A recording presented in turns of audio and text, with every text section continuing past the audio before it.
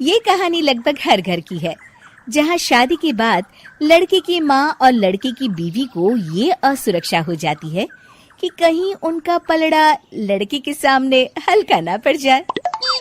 ऐसे में चालाक बहू सास को कैसे देती है जवाब, चलिए देखते हैं इस कहानी में।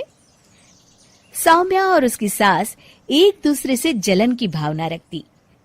दोनों के बीच सिर्फ कंपटीशन था कि आखिर शेखर है किसका।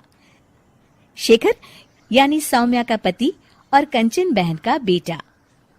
एक दिन सौम्या अपने कमरे में शेखर से फोन पर बात कर रही थी।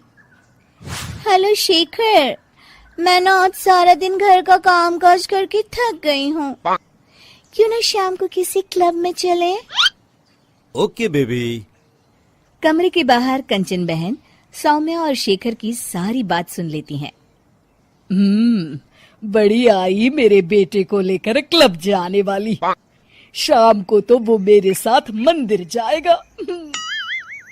शाम को शेखर जल्दी वापस आता है और सौम्या भी शानदार ड्रेस पहनकर तैयार रहती है। अरे शेखर बेटा, अच्छा हुआ तुम आ गए। बेटा लगता है मेरी कमर में लचक पड़ गई है। हाय, मैं तो मर गई। अरे माँ, क्या हुआ? मेरी तो सौम्या से बात हुई थी, उसने तो मुझे कुछ भी नहीं बताया। तभी शॉर्ट चमकीली ड्रेस में फुल मेकअप में सौम्या वहां आ जाती है। सौम्या, तुमने ये क्या हाल बना रखा है? माँ की कमर लचक गई है। जल्दी चलो, हमें माँ को डॉक्टर के पास ले जाना है। लेकिन माँ अभी कुछ देर पहले तो ठीक थी। हाँ, मैं तो नखरे कर रही हूँ ना। नहीं माँ, सौम्या का ये कहने का मतलब नहीं था। चलो, हम अभी डॉक्टर के पास चलेंगे। सौम्या परेशान सी माँ की तरफ देखती है। शेखर माँ को पकड़कर कार की तरफ ले जाता है कि तभी कंचन सौम्या की ओर देखकर आंख मारती है।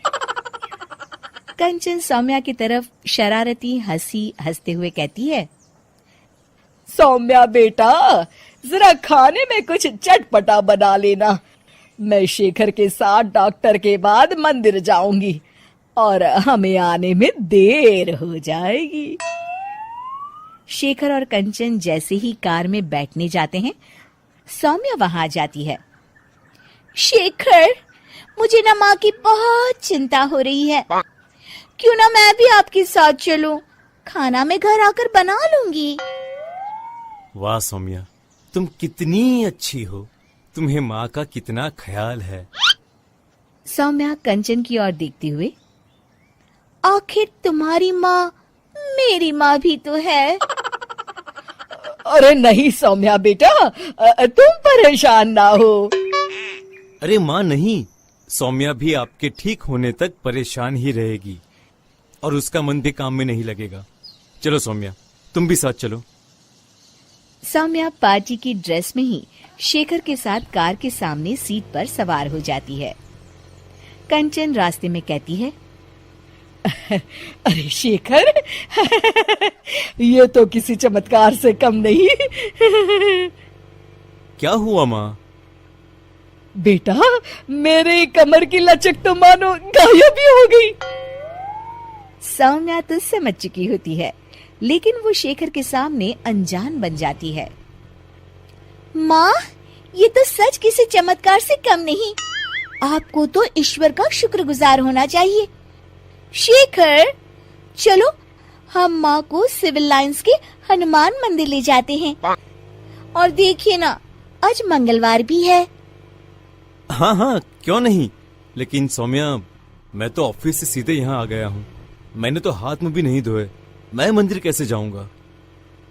कोई बात नहीं शेखर, मैं और माँ भगवान का शुक्रिया अदा कराएंगे।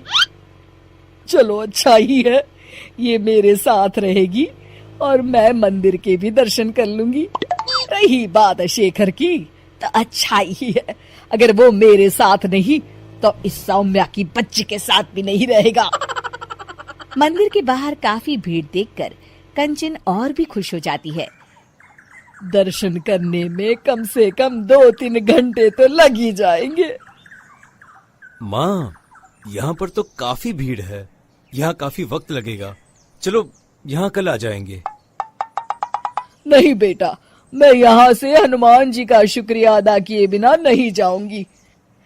वैसे भी मेरा आज सारा दिन का उपवास है, दर्शन करके ही मैं कुछ खाऊंगी बेटा।